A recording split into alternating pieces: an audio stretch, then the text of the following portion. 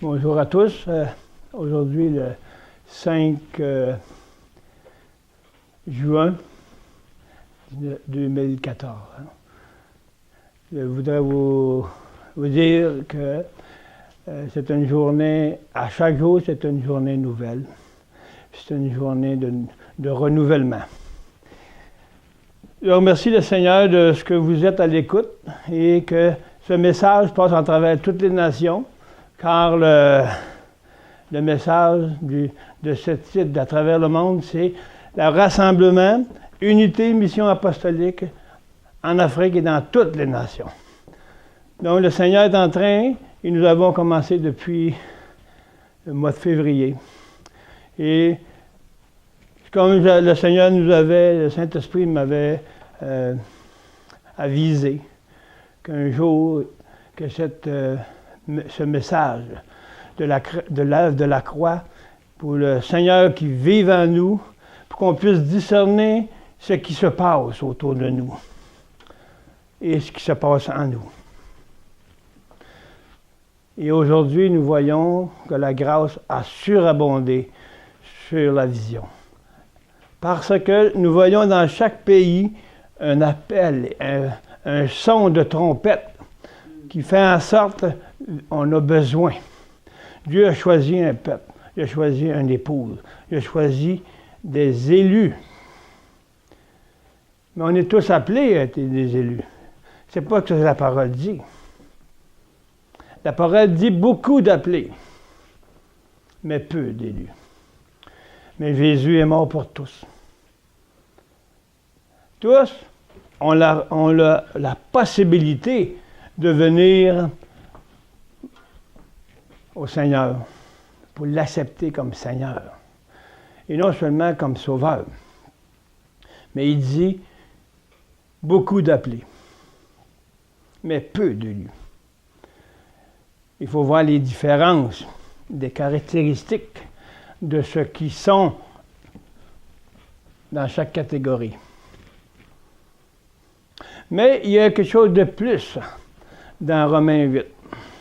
Il nous dit les fils de Dieu, la révélation des fils de Dieu. La révélation des fils de Dieu, la parole nous dit, c'est ceux qui sont conduits par le Saint-Esprit, qui ont été vivifiés par le Saint-Esprit de la parole de l'Esprit de Christ en eux. C'est pas n'importe quel esprit. Pas un esprit que je m'imagine, pas un esprit que j'entends. Le Saint-Esprit est en vous. Puis l'esprit de la parole, c'est la parole de Christ. Elle est en vous. Puis le Père est en vous. Parce que Dieu a envoyé son Fils. Il n'a pas dit le Père a envoyé son Fils, il a dit Dieu. Dieu, c'est le Père, le Fils et le Saint-Esprit. Donc Dieu a envoyé, ils sont mis en accord puis ils ont descendu toutes les trois en Jésus sur la terre. Je le répète, je l'ai dit la semaine passée, mais c'est très important de voir que le Seigneur et le Père et le Saint-Esprit étaient en œuvre. Parce que Jésus parle d'un homme fait comme à nous, en chair et en os. Il a fallu qu'il y ait un personnage, un Dieu en lui, une force en lui. Puis Dieu, mais il ne peut pas séparer le Père et le Fils pour que le Saint-Esprit ne puisse pas agir. Pour que le Saint-Esprit puisse agir, ça prend le Père et le Fils parce qu'eux sont en accord. À cause que le Saint-Esprit peut les élever, il a donné la création dans leurs mains et faire en sorte de nous recréer en eux. Jésus, quand il est venu sur la terre, s'il n'aurait pas eu le Saint-Esprit, il n'aurait pas été capable d'aller à la croix. Ça prend les trois. Nous, c'est la même chose. Nous ne pouvons pas marcher avec un esprit de perception ou un esprit de langage qu'on se forme en nous-mêmes, parce que si c'est cela, c'est parce qu'il manque une personne, la fonction de cette personne. La fonction du Saint-Esprit, ça dirige, ça enseigne, ça approfondit, ça nous fait saisir pour que la parole soit transformée et que Jésus puisse marcher en nous. Et le Père, c'est sa volonté. Si le Père n'est pas dans la volonté de son Fils, le Saint-Esprit ne peut pas rien faire, parce qu'il n'y a pas d'autorité. Donc, qu'est-ce qui rend commun eux? C'est l'Esprit uni de leur vision. Leur vision, c'est la parole de Dieu. Nous avons juste une minime partie de la parole de Dieu. On a une Bible, mais la Bible, il n'y a pas tout écrit. Pourquoi? Parce que Dieu avait permis aux hommes de pouvoir avoir la possibilité d'avoir la révélation pour apporter les choses qui n'ont pas été écrites. Wow! Il y a des hommes de Dieu qui écrivent. Si on prend tous les livres qui ont été écrits à travers le monde, il y en a un paquet. Dieu a permis aux hommes d'écrire. Il a permis aux hommes que le Seigneur vive en eux pour qu'ils deviennent unis en eux pour parler du langage de Dieu. Ils n'ont pas d'un langage de la chair, un langage qui va faire en sorte de toutes sortes de langages, qu'en fin du compte, mais c'est quoi ça amène? Ça amène le langage de la dispersion, ça amène le langage de la division. Donc, c'est qui vit? C'est pas le Seigneur. C'est moi. C'est les moi qui vivent. Pas les moi de l'année. Le moi de chacun. Chacun leur personnalité. Chacun leur caractère. Mais qui n'ont pas le même esprit. De dire, Jésus est en nous, c'est lui la pensée en nous. Au moins d'une mesure qu'on peut les unir ensemble pour faire une grande pensée. Alléluia. On va maintenant continuer notre enseignement, mais il faut revoir toujours à cette œuvre de la croix, qu'elle soit un langage en nous. Pas un langage que je ne connais pas. Si je veux connaître le langage, il faut que je meure moi-même, afin que Christ vive en moi et qu'il se révèle par le Saint-Esprit, afin de dire le langage de Dieu. Non pas prendre la parole, puis moi j'en fais mon usage comme je veux, je la présente comme je veux, avec des feux d'artifice, de langage de sagesse du monde, que Paul nous enseigne. Voyez bien que je vais vous dire là, peuple de Dieu. L'ennemi est en train de se lever. Il est en train de prendre la place beaucoup dans le peuple de Dieu. Il est en train de le tromper. Si on ne se lève pas en Christ, en nous, on va se faire égarer. Jusqu'à dire que j'ai reçu sur mon ami envoyé sur l'Église Agapé que Jésus n'a pas été crucifié. C'est une chose, hein? Qui, maintenant, va pouvoir discerner ça, puis être ferme? Puis il n'a même pas été crucifié, puis il n'est même pas le Fils de Dieu. Ce qu'on a, qui s'étable partout dans le monde, là, sur Internet. Là. Ouvrez vos yeux, peuple de Dieu. Puis le seul qui va ouvrir vos yeux avec intérieur, avec un langage de dire « Wow, je tiens ferme parce que je sais, je connais par une révélation que Christ est en moi. » Quand que la bête va passer, si elle te dit « Tu crois-tu à ça? » Moi, je te dis que c'est pas Jésus qui a été crucifié, parce que Jésus, c'était rien qu'un prophète comme Mohamed, qu'il prévenait à Mohamed, même en plus, qu'il dénie complètement Jésus-Christ. Puis il n'a pas été ressuscité. Puis il y a eu plein de femmes, toutes sortes de cochonneries. Qui va vous montrer la vérité? si vous ne l'avez pas en vous. Pas une connaissance intellectuelle, parce que la connaissance intellectuelle, c'est une sagesse humaine, puis elle n'aura pas de puissance pour contrer ça. Et quand la bête va passer avec sa puce, là, mais là, ben moi là, je peux pas tout perdre, là, je peux pas faire ci, je peux pas faire ça. Commencez tout de suite à laisser vos droits au Seigneur. C'est ça le peuple de Dieu qui est présentement.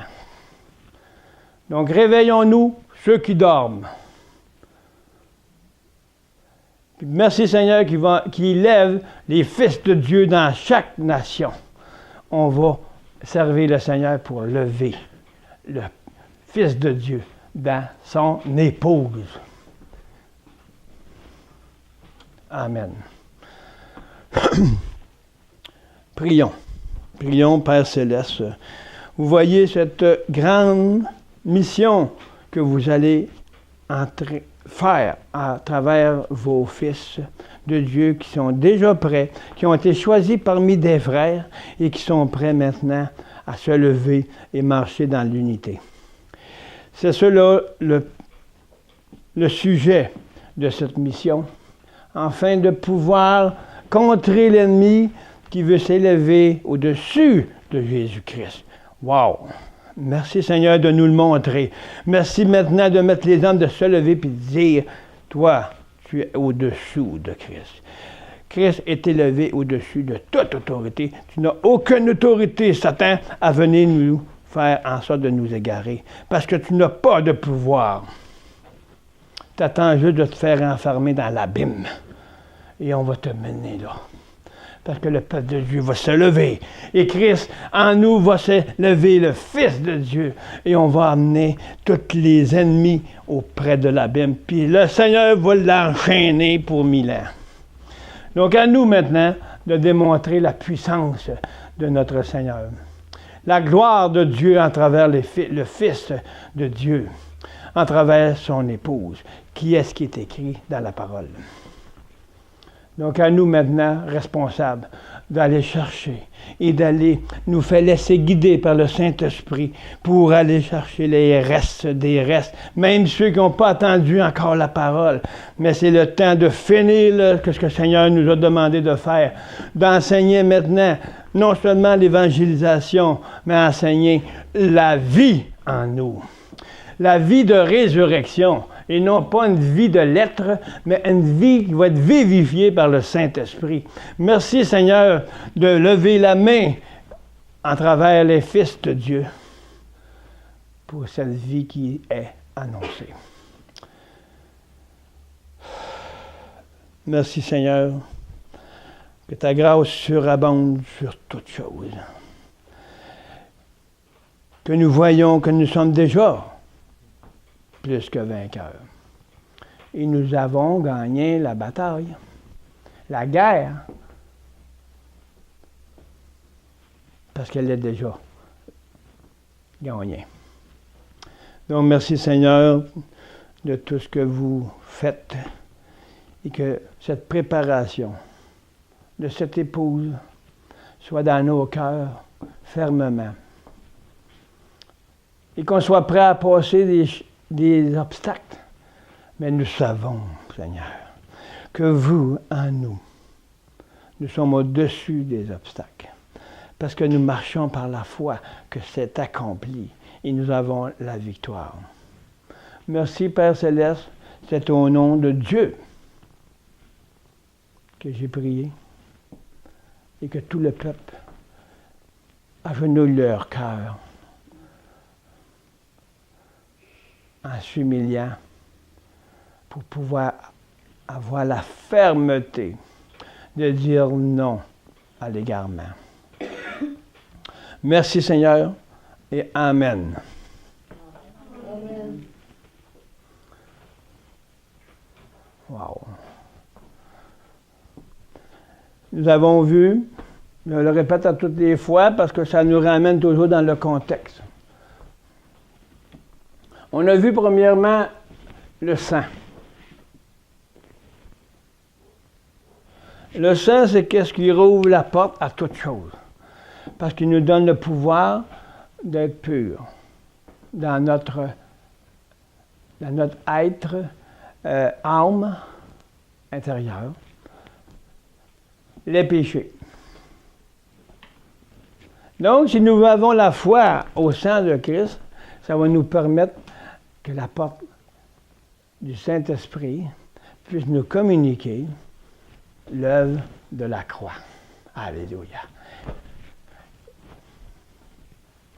Si le sang n'est pas annoncé, comme il doit être annoncé, la parole est en vain, parce qu'il n'y a pas de force. Ils ne peuvent pas entrer dans le royaume sans le sang de Christ. Ce n'est pas juste un sujet comme ça, le sang de Christ, là, elle nous a purifiés, puis tout est beau, là. Ça roule les portes des cieux. Le sang roule les portes afin qu'on aille au trône de Dieu, puis dire, papa, me voici. Voici, gars, le Fils en moi. Moi, je ne suis plus, papa, mais vous m'aimez parce que le Fils est en moi. Vous m'avez tellement aimé que vous avez envoyé votre Fils pour mourir pour moi que j'étais indigne. Mais vous m'avez donné une mesure. Je communique avec le Père. Écoutez bien. Entrez dans l'esprit. Écrivez, mais écoutez.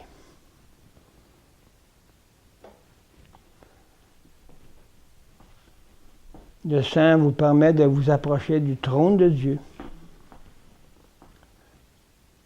C'est qu'est-ce que la parole nous dit. Si elle nous permet de nous approcher du trône, il dit, avec assurance.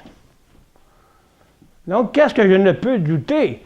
Il dit, approchez-vous donc du trône de Dieu avec assurance, par le sang de Christ.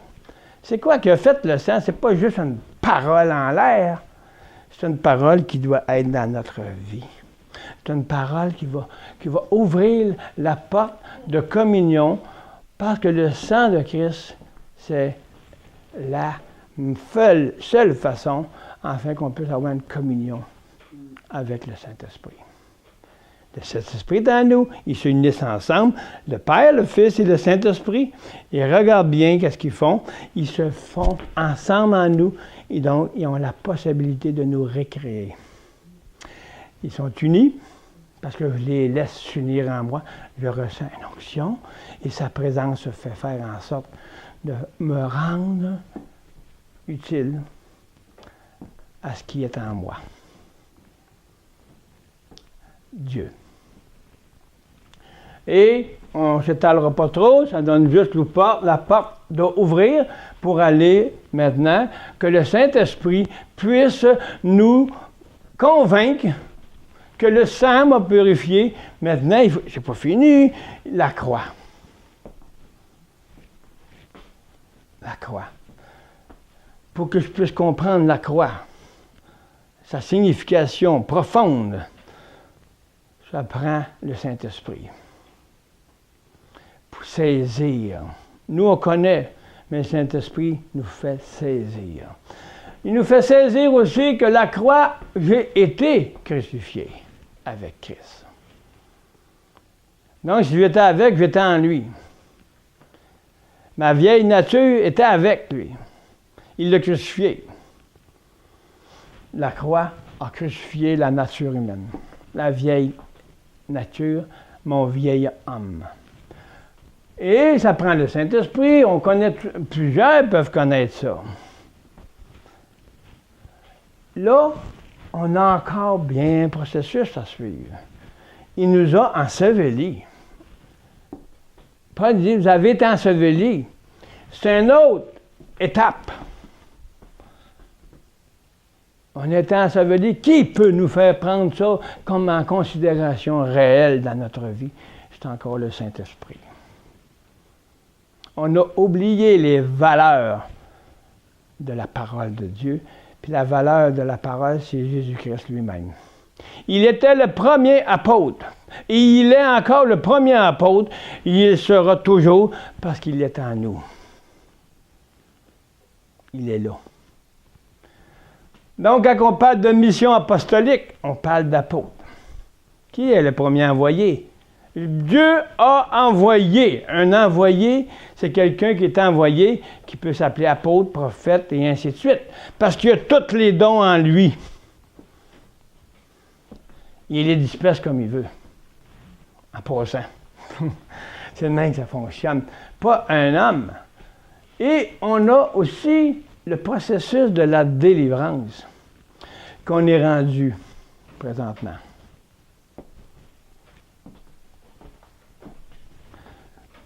Mais ça prend le sang de Jésus avec une compréhension. Qu'est-ce qui est si important pour Dieu? Le sang de Christ. Si on connaît l'importance que ça fait avec les alliances, on va comprendre qu'est-ce qui est important pour nous. C'est ça, l'enseignement, qui amène la paix. C'est pas un signe de paix. Hein? Puis il vient, puis c'est là avec un rond, puis avec un signe de la paix. Là. C'est un signe qui doit être écrit dans votre cœur. Un signe de paix. La paix de Jésus-Christ. Il dit, ma paix est plus grande que le monde donne. Comment peux-tu avoir la paix si tu n'as pas Jésus dans une dimension réelle et consciente qui est en toi?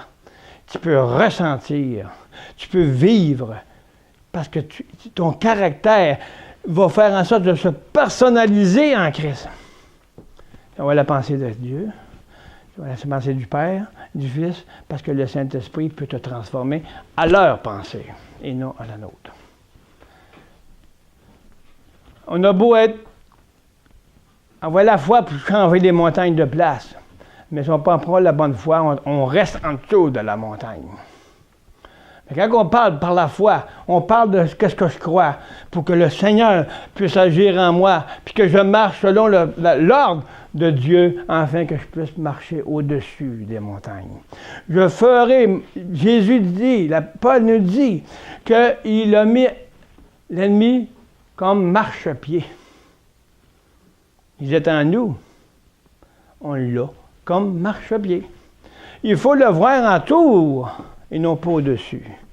Mais il faut voir Jésus, le Père, le Fils, au-dessus de tout.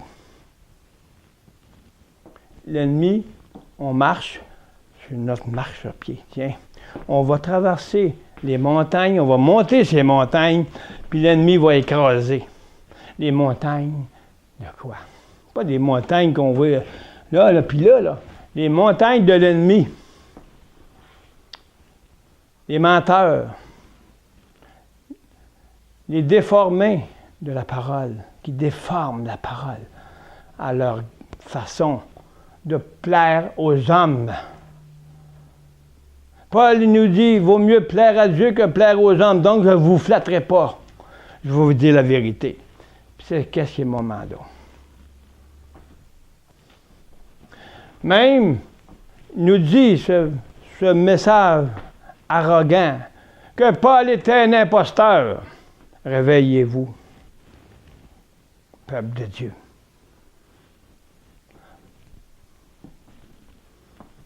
Ça vient de doute. Si on n'a pas le Seigneur en nous, on ne pourra pas tenir ferme. On va se laisser abattre.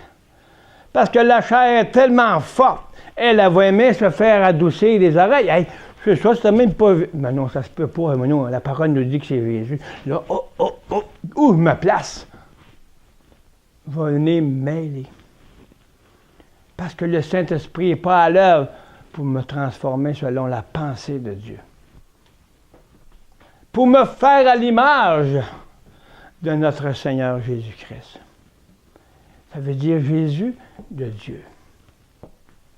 Il nous a fait à son image, mais ce n'est pas à l'image des hommes, c'est à l'image de son Fils et de lui-même par le Saint-Esprit que Dieu est.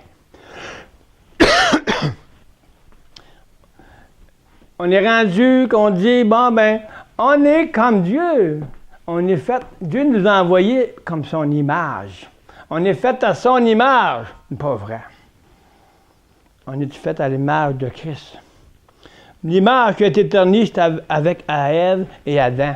Elle était couper l'image de Dieu. L'image de Dieu, ce n'est pas une image. C'est sa personne. C'est qu'est-ce qui est Dieu.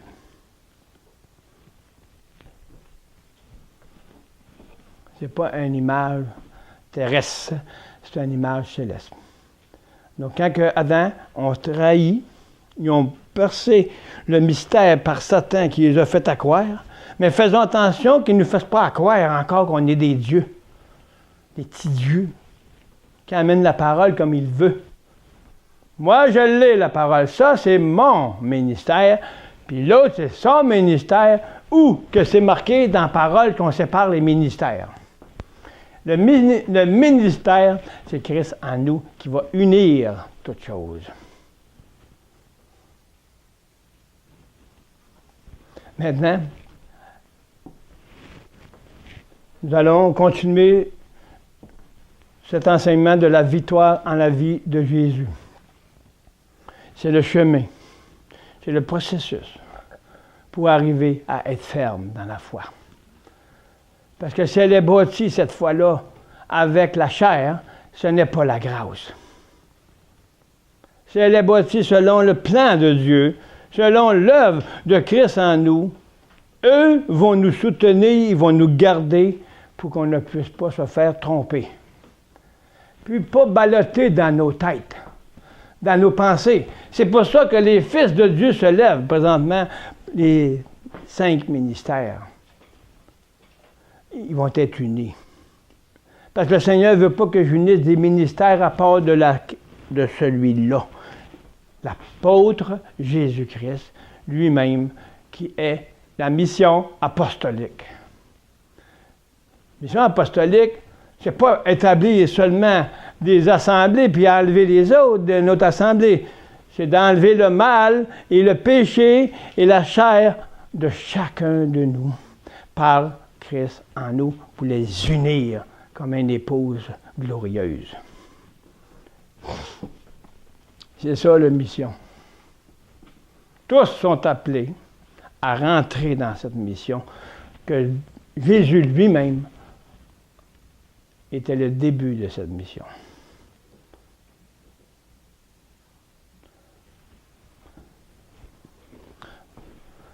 Donc on va continuer dans cette mission de la croix. C'est toute une mission. On cherche à faire des missions. Une mission ici, une mission là. On essaie de faire des émissions de notre propre chair. Émission, go-moi. Mais là, on va parler de la mission de l'œuvre de la croix. C'est une mission en nous-mêmes. C'est une mission première pour pouvoir aller servir dans l'œuvre. On est déjà dans l'œuvre parce qu'on est en mission de laisser vivre Christ en nous pour qu'il nous transforme le Saint-Esprit et que le Père se réjouisse en nous et qu'on ressente leur réjouissance. Quand le Père et le Fils et le Saint-Esprit sont communs ensemble, qu'on les ressent parce qu'on marche par sa volonté, on va ressentir cette présence. Des fois, on ressent une présence, on ressent une joie qui nous dépasse. Mais ce n'est pas une joie humaine, c'est une joie que le Père est tellement généreux et tellement bon, eux, qu'ils veulent démontrer, regardez, qu'est-ce que je peux vous donner. Ce n'est pas juste un passage qu'il veut vous montrer, il veut vivre dans tous les instants, dans cette personne heureuse et joyeuse, dans la paix, dans l'amour. C'est l'amour de Dieu qu'on ressent en nous. Cherchons-la à être toujours dans cette dimension de ressentir la présence et l'onction par une onction. On n'a pas à l'appeler, puis hey, viens ici. Ah, il est venu un matin, hey, on a un Saint-Esprit ici. Après que le Saint-Esprit était là, il pense à manger à midi. Le Saint-Esprit est parti, fait qu'on a fait ce qu'on avait à faire. Ils n'ont rien fait du tout. Ils n'ont rien compris.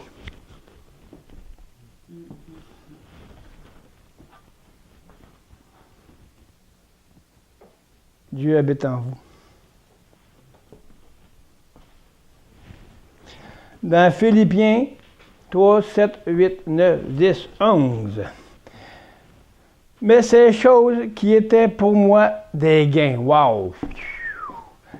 Je n'ai pas vu le verset avant. C'est qu'est-ce que je parle depuis tantôt. Il faut laisser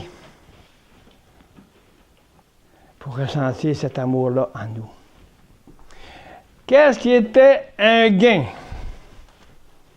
Paul, dans Philippiens 3, 7, mais ces choses.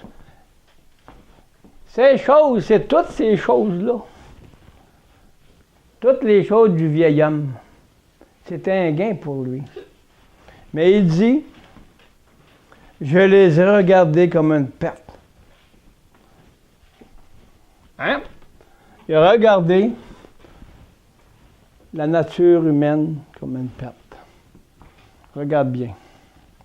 Regardez bien ici. Il a regardé tout ça comme une perte. Toutes les choses du monde.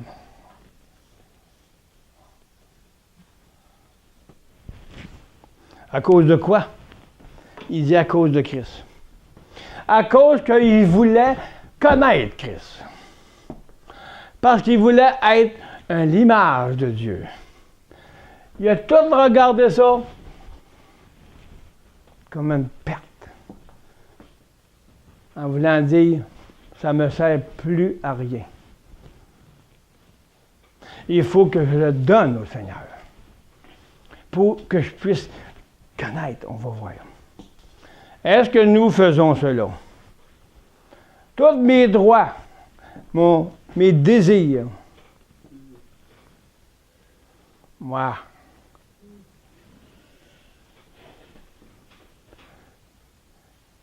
amen. On a des bels exemples. On a des bels exemples ici. Le Seigneur amène des gens, des femmes ici, que vraiment, c'est ça qu'ils veulent faire. Puis on les soutient, puis le Saint-Esprit va vous soutenir, toute la gang. C'est une démonstration de l'Esprit. De la parole en œuvre, comme Paul nous enseigne. Il n'est pas venu avec de la sagesse humaine, mais il démontre la vérité par une vie qui est vivante. Une parole qui va donner la vie. Parce qu'on le témoigne. Donc, j'ai tout regardé en arrière comme une perte. Tout ce que j'aimais. Toujours à penser, à tout laisser en arrière, mais en faisant cela, bien, le Saint-Esprit peut agir. Parce que je lui laisse toute autorité pour qu'il puisse me transformer.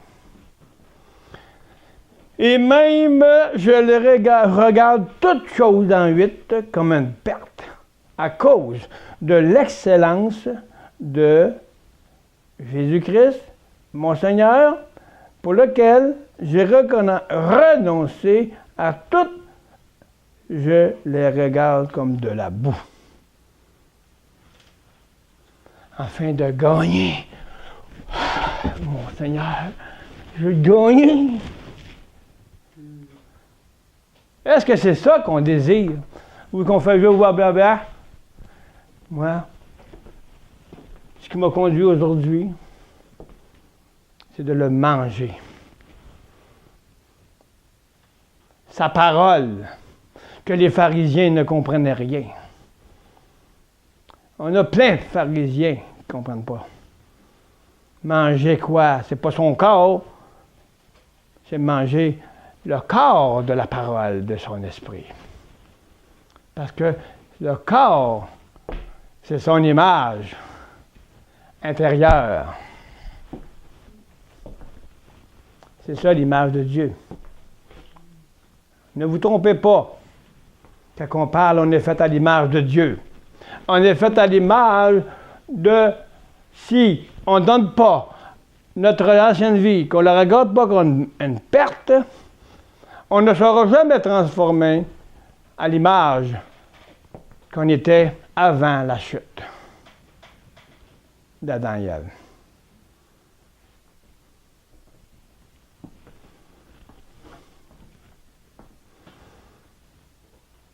afin de gagner Christ, pour qu'il me berce sur son cœur. Est-ce qu'on fait comme Jean?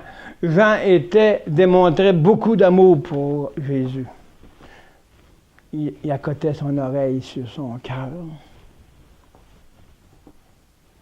Il aimait Jésus. Il aimait son cœur à Jésus. Il ne s'accotait pas sur Jésus parce qu'il était comme ci, comme ça, comme plusieurs on a entendu. Des mensonges. Non. Il écoutait son cœur pour lui dire, regarde mon Père qui est en moi. Regarde que je vais t'emmener, moi vous envoyer le Saint-Esprit pour que vous attendiez le cœur de Dieu battre en vous, conçu du cœur même de Dieu. C'est ça que Jean accordait.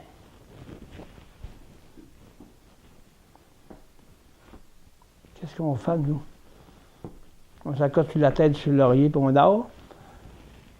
Ou on s'accorde sur le cœur de Jésus, pour savoir qui il est?